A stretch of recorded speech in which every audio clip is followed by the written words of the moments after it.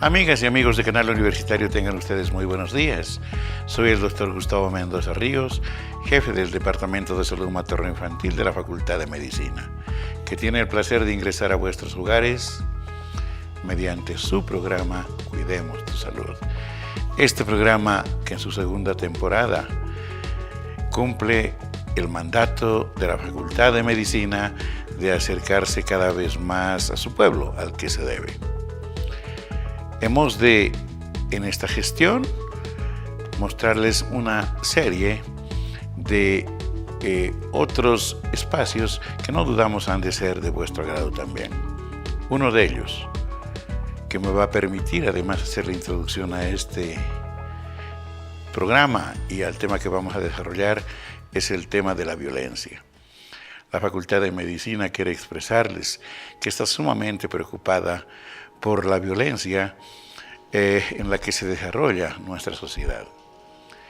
No es intrascendente el saber que en el año 2018, cada 2 semanas, 3 mujeres fueron víctimas de asesinato por causas distintas seguramente, por gente, en la mayor parte de los casos, allegada a ellas. Pero lo más dramático de todo es que a pesar de que se encontraron a los culpables y además confesaron su delito, infortunadamente no existió un correlato con los juicios, sentencias, etcétera, que espera la sociedad reciban quienes han infringido la ley, pero fundamentalmente atentaron contra el derecho más sagrado que tiene una persona, que es el derecho a la vida. Este estado de cosas no es casual, es causal. Y queremos decirles a todos quienes nos ven que indudablemente la pérdida de valores, el poco aprecio por la vida, la falta de respeto por el otro, son entre muchas las causas que provocan estas formas de violencia, en este caso contra las mujeres. No es posible que alguien pretenda mostrarse como propietario de otra persona. No es posible que alguien pretenda cegar la vida de otra persona simple y llanamente porque lo decide o no condice con sus propósitos. Pero es que esta situación está referida a los valores, al valor y respeto a la vida, comienza en casa. Y debemos todos ser parte de la solución de este problema. Las leyes pueden aportar algo, pero está visto que no mucho. Entonces, distinguidos padres de familia, distinguidas madres de familia, amigas, amigos, estudiantes, respetemos al prójimo. No permitamos que en la casa haya violencia. No pueden, pues, los padres pregonar paz si cotidianamente se están mostrando actos de violencia. ¿Cómo se le puede inculcar a un niño que no agreda a una dama si el padre la agrede a su madre frecuentemente? Los chicos aprenden con el ejemplo, y el ejemplo más próximo a ellos, indudablemente, es el ejemplo que reciben en la familia. Por ello, todos debemos ser respetuosos del prójimo, del otro. Y las niñas, las jóvenes, no deben permitir que por ningún motivo se ejerza violencia contra ellas, ni dentro de la familia y con mucha razón fuera de ella. Creemos que Dios nos ha dado el don de la palabra y debemos, indudablemente, conversar antes de llegar a extremos. Nadie es propietario de nadie. Nadie tiene derecho sobre la vida de otro.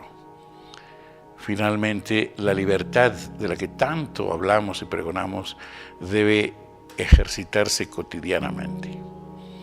Como muchas veces hemos referido, los derechos de uno concluyen cuando comienzan los derechos del otro. Creemos que podemos empezar la gestión 2019 positivamente, pero todos contribuyamos a evitar la violencia. De ello hemos de seguir hablando con toda seguridad en cada sesión y esperemos sinceramente que podamos llegar a ustedes para lograr este propósito. Dicho esto, permítanme decirles que muchos televidentes nos pidieron que conversemos sobre un par de temas con un especialista calificado, con un experto, que fueron los que a los escolares particularmente les afectaron y preocuparon en la gestión pasada. Me refiero a enfermedades que fueron provocadas por virus. Concretamente, se han hecho campañas para prevenir, por ejemplo, la gripe, la influenza. Se han aplicado vacunas a grupos sensibles o proclives a poder sufrir la enfermedad. Ha habido una epidemia de varicela, ni qué decir de la parotiditis, y entonces, para ello, hemos invitado y convocado a un distinguidísimo profesor, el profesor Dr. Víctor Hugo Velasco, pediatra y profesor titular de la Facultad de Medicina, con quien hemos de desarrollar este tema. Pero antes de ello, permítanme ir a un corte, por favor. En instantes vuelve la programación de TVU.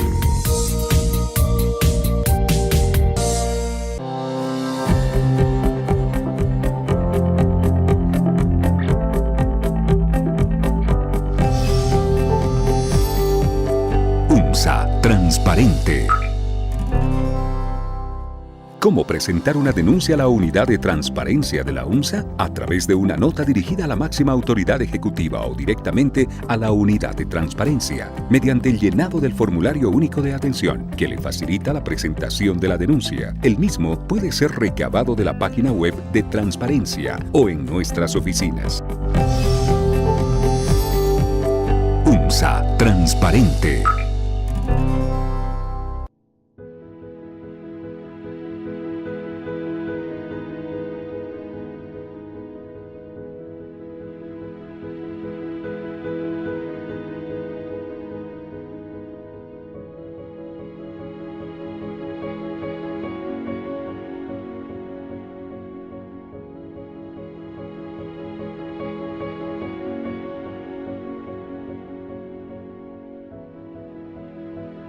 Ten cuidado cómo usas las redes sociales. Pueden dañar tu vida. Usa bien el Internet.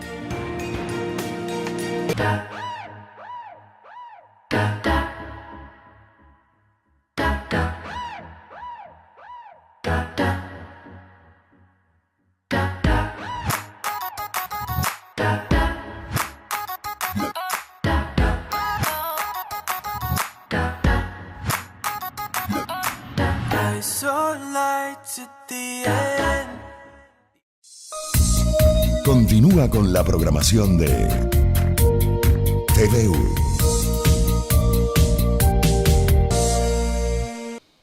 Amigos, como lo habíamos señalado, en el set se encuentra nuestro invitado, el profesor Dr. Víctor Hugo Velasco, quien es pediatra, infectólogo, experto, por lo tanto, en temas que hacen a esta subespecialidad tan importante, y es profesor titular de nuestra facultad.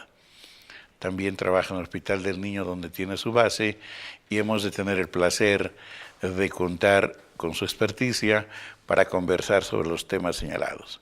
Pero antes de ello, permítanme presentar y saludar al profesor Víctor Hugo Velasco. Profesor Víctor Hugo, qué placer. Gracias por venir y aceptar nuestra invitación. Gracias a usted, doctor. Felicitarle por el excelente programa que muchos de nosotros pues lo vemos y lo seguimos. Y también muchas gracias a la audiencia por estar con nosotros. Víctor Hugo, señalaba yo hace unos minutos que al final de la gestión escolar de 2018 hubo un rebrote, casi una epidemia, de casos de varicela y de paperas que afectaron a los niños, especialmente en edad escolar. usted nos dirá, a lo mejor estaba relacionada con algunas circunstancias que hacen al medio ambiente, a lo mejor es estacionaria, pero nos preocupa porque vamos a iniciar enseguida, prácticamente estamos iniciando las labores escolares. Y yo no sé si el panorama cambiará habida cuenta de que muchas acciones tampoco se hacen de forma preventiva al respecto. En todo caso, le pido que podamos conversar sobre la papera. La parotiditis, conocida entre nosotros, pero comúnmente las paperas. ¿Qué son las paperas, Víctor Hugo? Bueno, las paperas es una inflamación de las glándulas parótidas. Estas glándulas, para ser un poquito más gráficos, se encuentran en esta región, por debajo de este hueso, que le llamamos el arco cigomático, que está casi a la mitad de la oreja para abajo, ¿no? Y se expresa como un aumento de volumen de estas regiones, ¿no? Es importante señalar que muchas veces las paperas se confunden con las adenitis. Las adenitis son inflamaciones de los ganglios, pero más a nivel del cuello, ¿no? Y muchas veces tenemos consultas, los pediatras en general, ¿no? En el sentido que tal vez es una papera, parotiditis, pero sin embargo son adenitis. Pero ya yendo a la pregunta y explicando un poquito qué son las paperas, ¿no? Volviendo a recordar que es la inflamación de las glándulas parótidas que se encuentran del cuello para arriba, más o menos a nivel de la cara, por debajo de la oreja. Está producida por un virus, que es el virus paramyxovirus. En la mayoría de los casos, prácticamente el 95% de los casos, hay otras causas de parotiditis, ¿no? Y el temor de las paperas, ¿no? Como secuela, porque no es el temor necesariamente que se inflamen las parótidas, porque eso va a pasar. De hecho, no hay ningún tratamiento para paperas, no hay antibióticos que se pueda dar. Entonces, el temor son las secuelas que puede provocar la papera, que seguramente va a ser otra pregunta. Así es. Víctor Hugo, también le diremos a nuestra teleaudiencia que las paperas son glándulas, ¿verdad?, que provocan saliva, que van a la boca y que obviamente como saliva cumplen su función, junto con otras glándulas, recuerdo las submaxilares, las sublinguales, que son de menos importancia, pero estas glándulas que secretan a la boca directamente la saliva son las que se han de afectar. Y usted ha dicho bien, nos interesa saber de estas paperas producidas por virus, porque como bien dijo, hay otras causas de las que no vamos a hablar. ¿Cómo se contagia a la gente, o cómo adquiere, tal vez es mejor decirlo así, la enfermedad? Bueno, el contagio es por vía aérea, por vía respiratoria. Para ser más claros, uno puede infectar de paperas, si yo tengo las paperas, ¿no?, a través de hablar, a través de toser, si estoy con tos, ¿no? Estos virus se diseminan por el aire.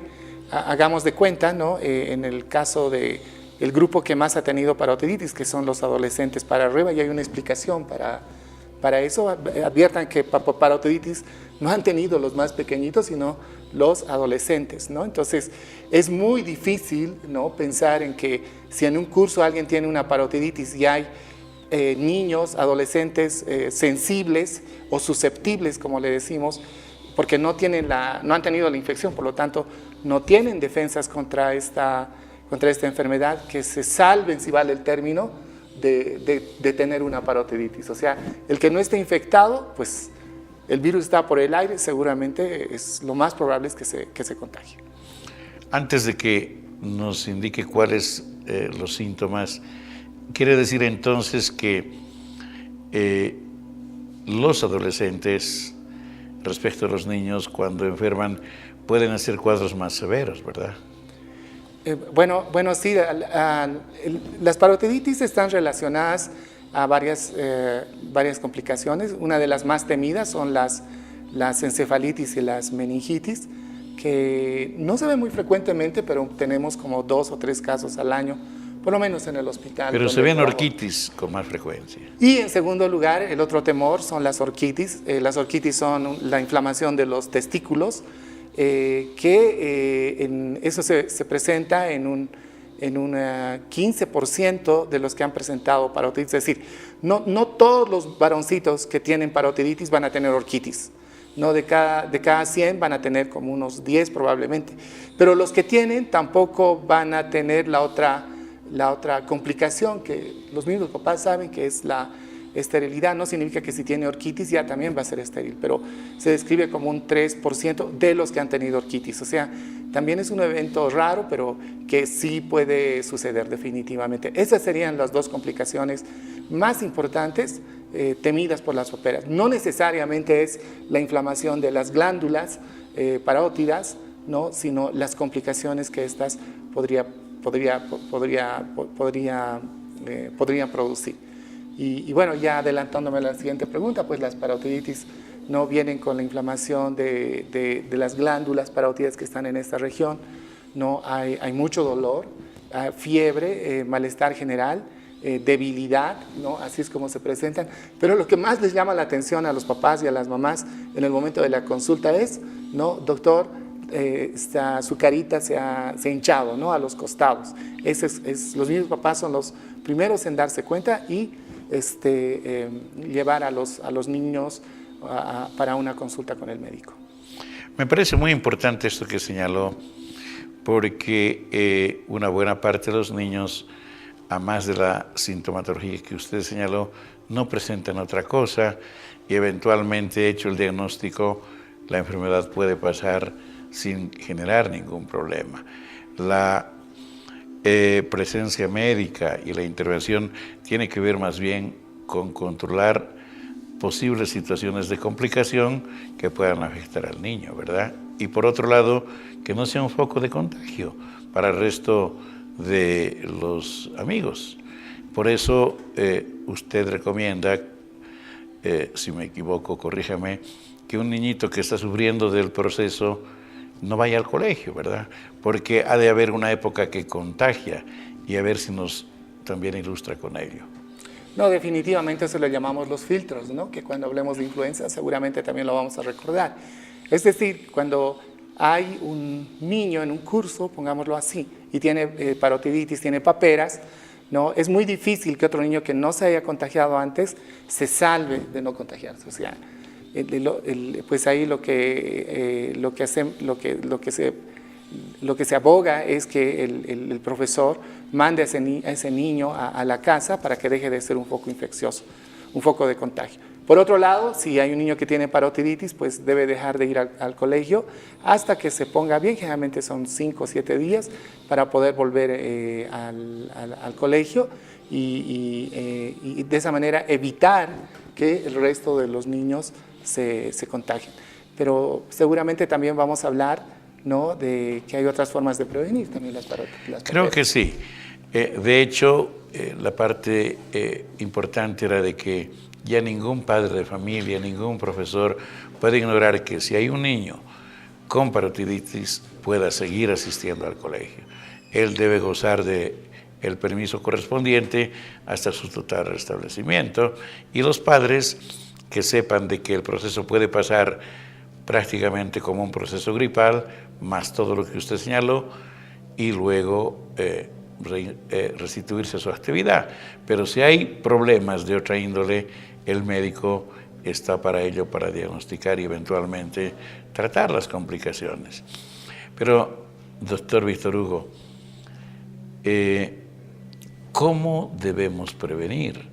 Porque yo estaba recordando que, por ejemplo, la vacuna tendrá como 15 años en el medio. Así es. Entonces uno pudiera aceptar que jóvenes de más de 15 años pudieran enfermar asumiendo de que no había la vacuna. Pero ya tenemos vacuna muchos años. Así es, así es.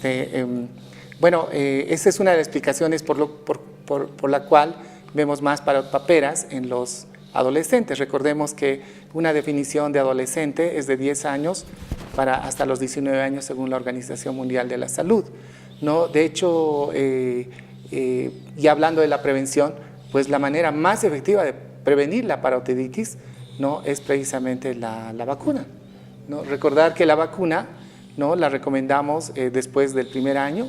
Esta vacuna se llama SRP, que son las siglas de sarampión, rubeola y paperas o parotiditis. Esta se pone al año Y ahora que hemos estado en una epidemia un poquito fuerte, ¿no? Todo este tiempo, pues se puede volver a poner después de 6 meses, ¿no? En situaciones más controladas se vuelve a poner otra dosis hasta los 5 años, y con eso su niño está prácticamente 100% protegido para no tener esta enfermedad, ¿no? Como lo decía el doctor Mendoza, pues la vacunación tiene ya más de 10 años, ¿no?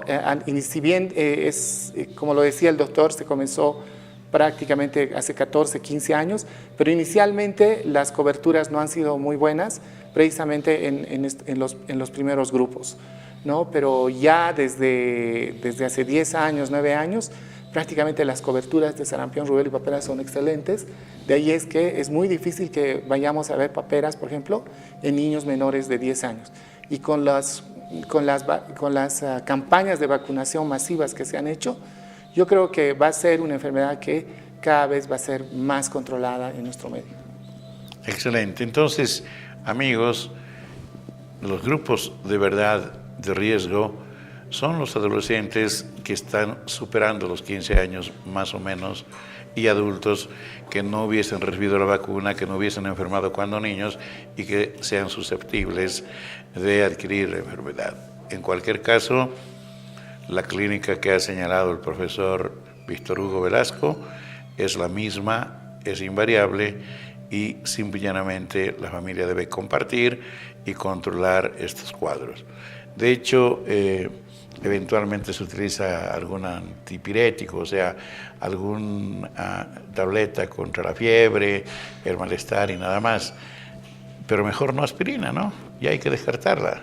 Así es. La aspirina está relacionada cuando hay presentación de virus como en las parotiditis, varicela, la influenza misma, con una enfermedad que se llama síndrome de Reye, que es mortal. Entonces, es mejor no utilizar aspirina, mejor si utilizamos paracetamol como primera medida.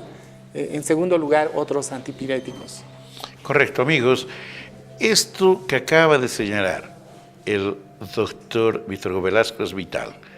No usemos más aspirina para problemas virales, en niños fundamentalmente, porque se han dado complicaciones gravísimas, como este síndrome de Reye que acaba de señalar, que causa alta mortalidad en los niños. Hemos de seguir conversando sobre el tema, pero permítanme ir a un corte previamente.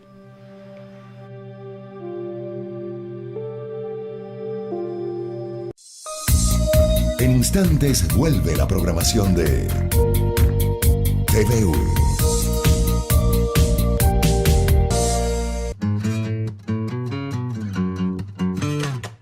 ¿Sabías que la unidad de transparencia tiene buzones interactivos distribuidos en predios de nuestra Casa de Estudios Superiores?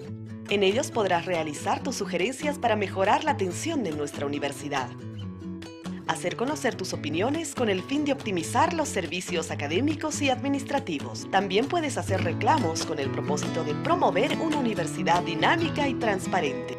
Solo tienes que llenar la boleta de sugerencias con tu observación o reclamo y nosotros haremos llegar tu solicitud a la instancia correspondiente. UMSA Transparente.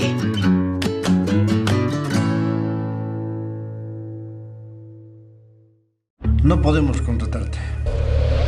¿Puedo saber por qué? ¿Usted piensa que no tengo capacidad? No es eso. Porque soy madre soltera. ¿Cómo que tu hijo? No. Porque no soy de la ciudad. ¿Qué tiene que ver la ciudad? Así seas del campo. No. ¿Es por mi apariencia? El racismo y la discriminación son delitos. Educa diferente. El acceso a la información es un derecho. Los miembros de la comunidad universitaria y la sociedad en general conocen sus actividades, resultados, contribución a la sociedad y manejo de recursos. El acceso a la información es un instrumento fundamental para transparentar las instituciones. ¿Tienes dudas? Acude a la unidad de transparencia. Avenida Villazón, número 1958, edificio Villazón, tercer piso.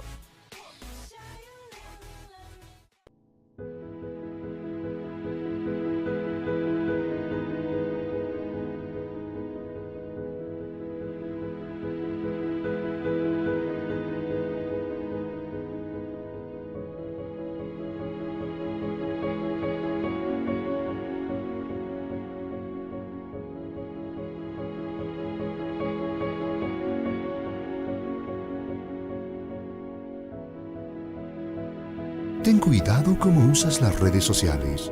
Pueden dañar tu vida. Usa bien el Internet. Continúa con la programación de TVU.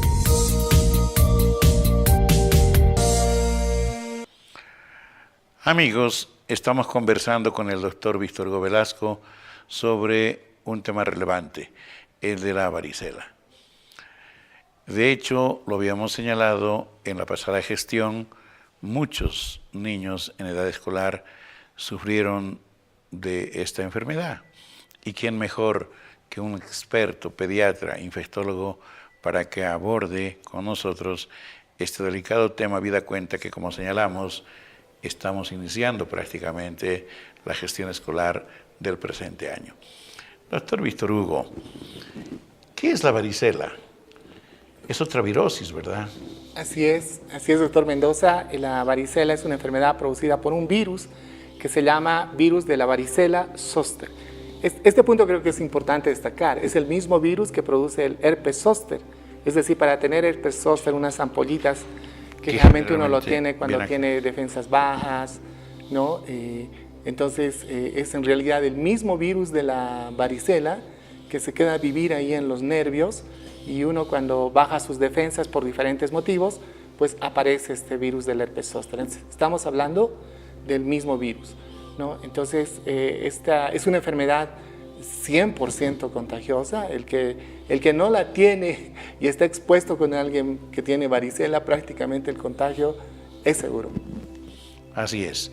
Y obviamente también vamos a ver más adelante, se puede prevenir. Pero, ¿cómo adquirimos esta enfermedad? ¿Cómo nos contagiamos, mi querido doctor? Precisamente 100% contagiosa, porque el contagio es la transmisión, es por vía aérea, ¿no? Y la particularidad de este virus, por ejemplo, al contrario del virus de la gripe, de la influenza, que es un virus que tiene un peso molecular mucho más alto que el de la varicela, este virus es difícil contagiarse a 2 metros, por ejemplo, en el caso del virus de la gripe. Pero en el caso de la varicela, este virus puede volar, si vale el término, para que sea un poquito más explícito, más claro, por toda una clase, digamos, de algún curso de niños, de la universidad, o sea, en un lugar que uno esté compartiendo el ambiente con otras personas. Entonces, este virus tiene la capacidad de viajar distancias mucho más largas, ¿no? Y de tal modo que el que no necesariamente esté muy cerca del que tiene la varicela, igual se va a contagiar. Esa es la explicación de por qué uno es prácticamente es seguro que si está expuesto con alguien que tiene varicela y yo no me he contagiado de varicela, el contagio es seguro. Entonces la respuesta es, el contagio es por vía aérea. ¿Cuál es la sintomatología que presentan los niños, particularmente cuando adquieren la enfermedad?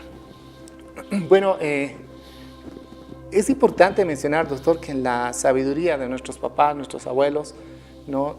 Alguna vez hemos escuchado decir, mejor que se contagie de chiquito, ¿no? Lo que pasa es que la experiencia, y eso sí está demostrada, en los que más se complica la varicela es en los mayores de 12 años, ¿no? Y esto va con la pregunta que hace acá nuestro distinguido doctor Mendoza, porque los mayores de 12 años tienen la varicela, pero totalmente florida. ¿Qué significa eso? Que tienen características clínicas de varicela muy claras, ¿no? Que le llamamos en diferentes estadios o en cielo estrellado, donde vemos ampollitas, vemos costras, vemos lesiones en la piel que están un poco más levantadas, le llamamos pápulas, ¿no? Y también como manchitas rojas, lo cual no pasa, por ejemplo, con los menores de 5 años. Los menores de 5 años pueden tener varicela y hasta ser asintomáticos, o tener 2 lesiones muy escondidas que inclusive nadie se da cuenta y el niño está de lo más tranquilo jugando. De ahí es que hay mucha gente ya adulta que dice, a mí nunca me ha dado varicela. Se han hecho estudios de las personas que dicen que nunca les ha dado varicela, y en realidad al 90% que dijo que no tenía varicela ya tuvo. ¿Cuál es la explicación? Que probablemente les dio de muy pequeños, los papás no se dieron cuenta, no por irresponsables, porque pues la sintomatología era muy leve, o tal vez ni la tenían, o tal vez tuvieron una fiebre de por ahí que se les pasó con el paracetamol, ¿no? Pero ya se contagiaron de varicela. Entonces es muy importante entender esto, que con los que más tenemos que tener cuidado es precisamente con los más grandecitos. Los más pequeñitos, por supuesto que se pueden también, pueden tener complicaciones, que seguramente también vamos a hablar de esto. Sí, me hizo recuerdo usted que en la descripción clásica del cuadro, en niñitos particularmente, se encontraban primero en el tronco, que se extendía luego a las extremidades, o sea, la irradiación era del centro hacia afuera. Lo que usted dijo, manchas rojas, luego pápulas, sus levantamientos como picaduras, luego vesículas, ¿verdad?, con un poquito de contenido cristalino, y bueno, luego costras.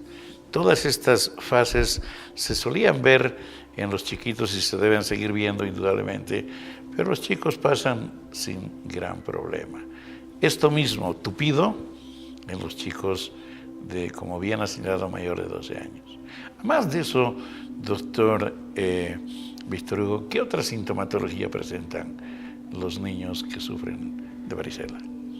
Bueno, es importante también, doctor, mencionar, ¿no? Hablando del contagio, que de todas estas lesiones que mencionaba usted, la pápula, la mácula, la costra, la vesícula, que me gustó como usted lo mencionó, con unas ampollitas claritas, ¿no?, cristalinas, de todas estas fases de la varicela, la que es contagiosa, por si acaso, es la vesícula, no es la costra, ¿no? Y es muy interesante todavía que en nuestra comunidad se piense que es la costra, ¿no? No olviden que la costra es la última fase de la varicela, ¿no?, que puede estar un mes con costra, pero más bien cuando ya el niño, el adolescente, adulto que tiene varicela ya está con toda la fase de costra, es que más bien ya no es contagioso y se puede restituir a sus labores. Entonces, la sintomatología comienza con fiebre primero, ¿no?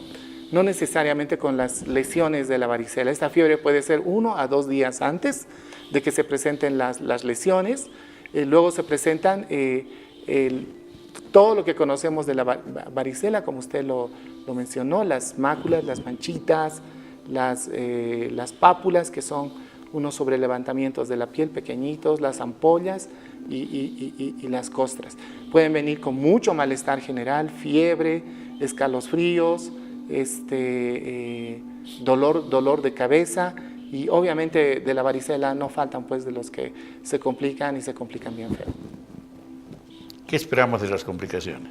Bueno, de las complicaciones, bueno, primero los que más se van a complicar son los niños grandes. Correcto. Los mayores de 12 años, ¿no? Tanto así que es un grupo que si no ha tenido varicela, en otros lugares se recomienda que se los vacune. Bueno, recordar que la vacuna, ¿no?, en el que tiene una protección del 100% cuando son 2 dosis, ¿no?, y ya se pone en países cercanos. Perú ya lo pone, Uruguay fue el primero en poner en Sudamérica, en México lo pone, de los que me acuerdo de los otros países no estoy muy seguro, pero probablemente también ya están en su agenda de vacunación para los niños ya después de la edad, precisamente para evitar las complicaciones. Las complicaciones más importantes están relacionadas a las infecciones de piel, y la explicación es que esta enfermedad produce mucha comezón, mucho escozor, mucho prurito, le decimos los médicos. Entonces se rascan con las manos, de pronto la mano no está limpia, esas lesiones que tiene en la piel se infectan, ¿no?, y pueden producir diferentes problemas en la piel, como secuelas, por ejemplo, que tienen que ver con la estética, ¿no? O sea, que eso sin necesariamente va a tener una complicación terrible, pero tener secuelas, cicatrices en la carita, que sé yo creo que también es una cosa que a los papás definitivamente preocupa mucho, ¿no? Y hemos visto también infecciones terribles que vienen de la piel, como infecciones de la piel muy serias, que se ponen rojas, que le llamamos celulitis. Cuando pasa esto, doctor, creo que es importante mencionar a los papás que cuando ven que una herida de varicela se está infectando significa que se está poniendo la piel roja, le duele ese lugar, tiene que ser inmediatamente visto por un médico, ¿no? para que evalúe si le va a dar inmediatamente antibióticos, porque a partir de estas heridas se han visto lesiones, complicaciones como sepsis, el famoso choque séptico por una bacteria que se llama el Streptococcus pyogenes, que no tiene nada que ver con la varicela, pero al haber rascados, ensuciados, si vale el término, esas lesiones de la varicela, entonces es que se provoca una solución de continuidad, es decir, un espacio abierto por el cual la bacteria entra adentro y se producen complicaciones serias. Tenemos otras como encefalitis, que es una inflamación del cerebro, hay las neumonías por varicela. No se ve muy frecuentemente, la complicación más temida son las relacionadas a la piel, definitivamente. Muy interesante y gracias, Víctor Hugo. Acontece efectivamente que los niños son pequeños y se rascan las zonas que producen escozor, y como la piel, amigos, está siempre con muchos gérmenes en su superficie, alguno de ellos puede perfectamente penetrar la piel y generar un foco de infección. Por otro lado, no hay que olvidar, estas virosis de alguna manera, y usted me corregirá, bajan un poquito también las defensas, lo hacen más proclive a los niños, peor si están malnutridos, a que puedan eventualmente tener complicaciones. Pero lo que señaló el profesor Víctor Hugo Velasco respecto de que una heridita provocada por la varicela, si empieza a crecer y a doler, no debe ser observada simple y llanamente en la casa. Debe consultarse al médico para el tratamiento correspondiente. El tratamiento sin complicaciones del cuadro, ¿en qué consiste, Víctor Hugo? ¿Qué tal, doctor, si hablamos en qué no consiste? Me parece excelente. No consiste, por ejemplo, el pintar los ojos, ponerlo al niño en una cámara oscura, ¿no? Poco más pasarle la comida como en la cárcel, ¿no? Que no vea el sol, ponerle mercurio en todo su cuerpo. O sea, definitivamente esa no es es una práctica que antes se hacía, pero esa no necesariamente vamos a conseguir que el niño por ello no se complique. Lo que sí debemos hacer es apuntar a la higiene. Cuando un niño tiene varicela, recomendamos a las mamás que ese niño se lave bien las manos, precisamente por el riesgo de que, bueno, o sea, si a uno le pica, pues es inhumano, es imposible que uno lo se, por lo menos un poquito, no se relaje con un rascadito por ahí, ¿no? Peor si es un niño. Sus manos tienen que estar muy limpias. Si tiene las uñas largas, sucias, pues hay que precisamente cortarlas, precisamente para que no se haga una herida, ¿no? Se puede bañar, claro que sí, y definitivamente el baño, inclusive se ha visto el baño con avena, relaja la comezón. Les damos medicinas para disminuir esa sensación de escozor, ¿no? Les damos antialérgicos, llamémoslo así, para que tienen los papás, ¿no? Les podemos dar paracetamol, ¿no? Como medicación de preferencia para disminuir la fiebre, el malestar, tienen dolor del cuerpo, ¿no? Tienen escalofríos, y eso puede ayudar hasta que el niño salga de la varicela, que generalmente eso es en 5 días como promedio. ¿No? Al 5.º día ya están mucho mejor. Si no se han complicado, estamos todos tranquilos. Y definitivamente sí también hay que explicar algo que los papás siempre preguntan, ¿y qué es de la vacuna? ¿No? Entonces, y algunos aseveran que su hijo se ha vacunado contra la varicela. Es importante mencionar que nosotros a nivel público no vacunamos contra la varicela. De hecho, también mencionábamos al principio que hay países que ponen la vacuna ya después del año a todos los niños.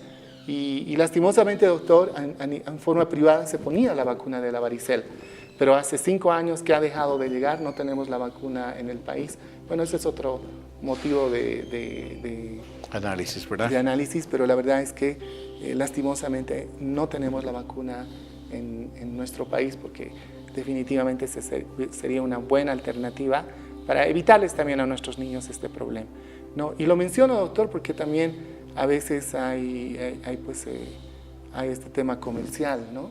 Exactamente. Entonces, lo pongo como ejemplo, alguna vez alguien me quiso vender la vacuna, pero la vacuna tiene que venir en cadena de frío, o sea, ¿cómo trajo la vacuna esa persona?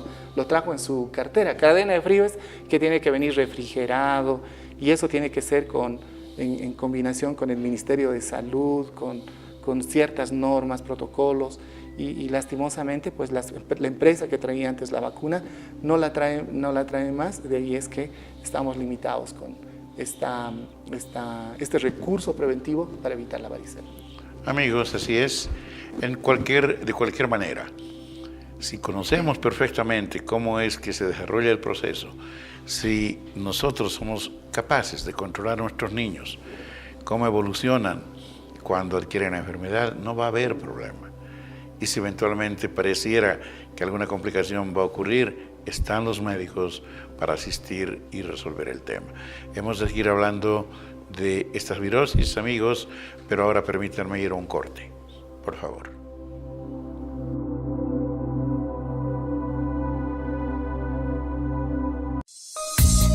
En instantes vuelve la programación de TVU. El acceso a la información es un derecho. Los miembros de la comunidad universitaria y la sociedad en general conocen sus actividades, resultados, contribución a la sociedad y manejo de recursos. El acceso a la información es un instrumento fundamental para transparentar las instituciones. ¿Tienes dudas? Acude a la unidad de transparencia. Avenida Villazón, número 1958, edificio Villazón, tercer piso.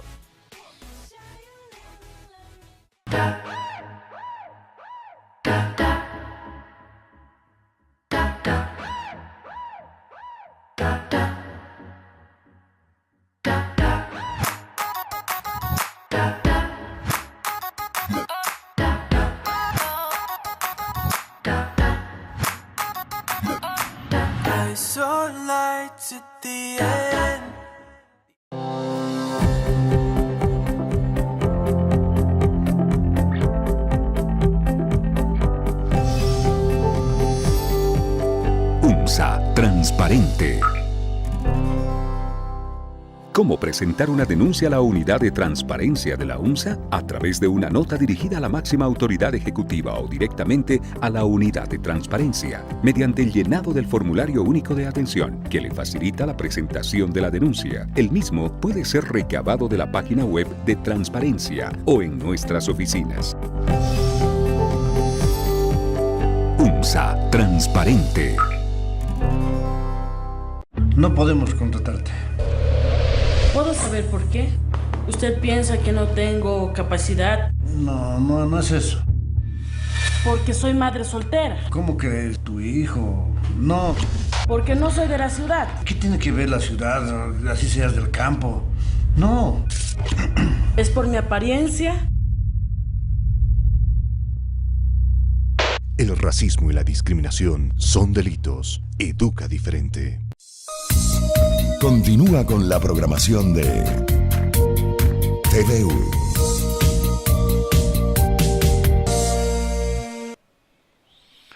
Amigos, estamos compartiendo con el profesor Dr. Víctor Hugo Velasco este tema tan importante como es el de las virosis que han estado afectando a la población escolar, especialmente al final de la gestión pasada.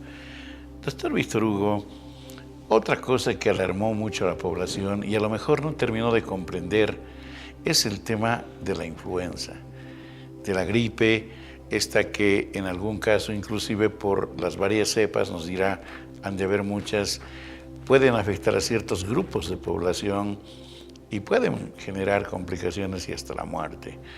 De hecho, desde el 2010 se generó una gran alarma. Se controló esta alarma porque parecía exagerada, pero hay una cosa que es indudable.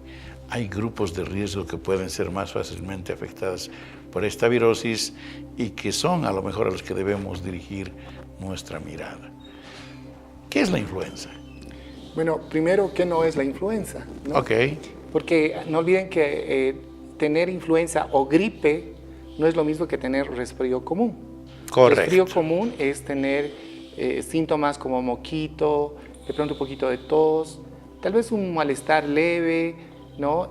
Pero que con un paracetamol o con otras medidas generales pasa. En el caso de los adultos seguimos yendo a veces a trabajar con un resfrío común.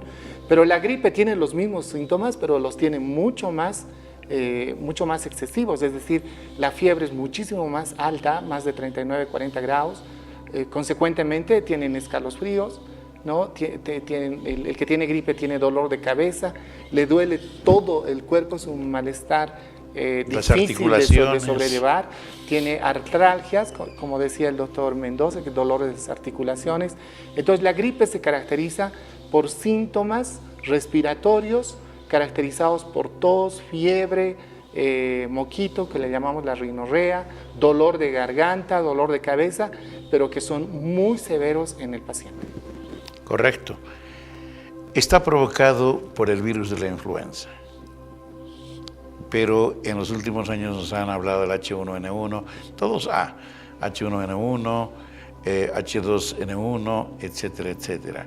¿De qué se trata esto, doctor? Bueno, la última pandemia que tuvimos 5 en el mundo, ¿no? Con el doctor recordábamos que hubo una pandemia, primero la gripe española, que él me recordaba que mató como a más de 40 millones de personas, pero no es lo mismo hablar de pandemias que hablar de gripe estacional. El 2009 tuvimos una pandemia con el H1N1, pero ahora recordar que el H1N1 es una gripe común y corriente, es una gripe estacional, pero no es la única. Tenemos la H3N2 y tenemos también la influenza B. ¿Y por qué menciono estos 3 tipos de virus? Precisamente porque esos 3 tipos de virus están en la vacuna, precisamente para evitar el contagio con estos 3, que los tenemos en nuestro país por si acaso. Hacemos vigilancia epidemiológica de estos virus.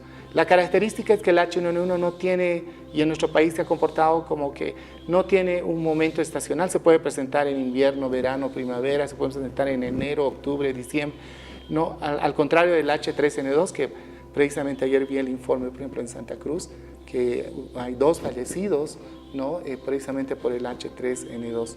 A veces, como usted decía, también mucho se ha estigmatizado al H1N1, pero los otros virus influenza también pueden ser tan peligrosos precisamente en los grupos de riesgo.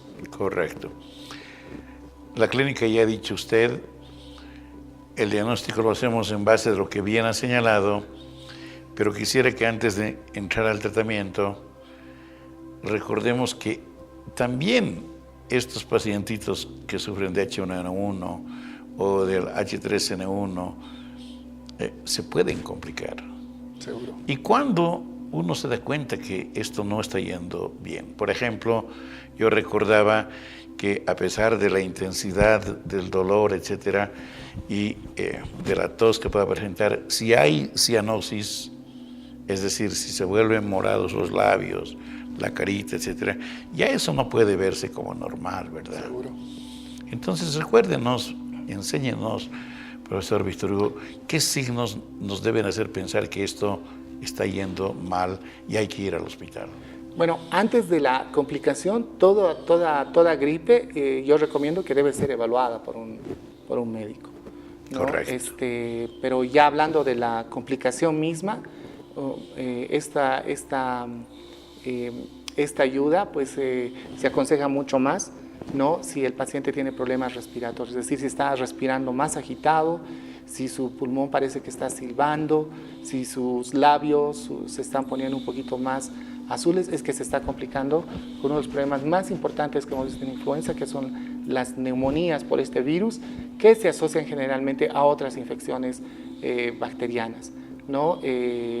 Todos hemos escuchado que la gripe puede provocar hasta defunciones, y ahí que hay que tenerle nomás bastante respeto cuando alguien tiene la gripe como tal. ¿Y por la duración?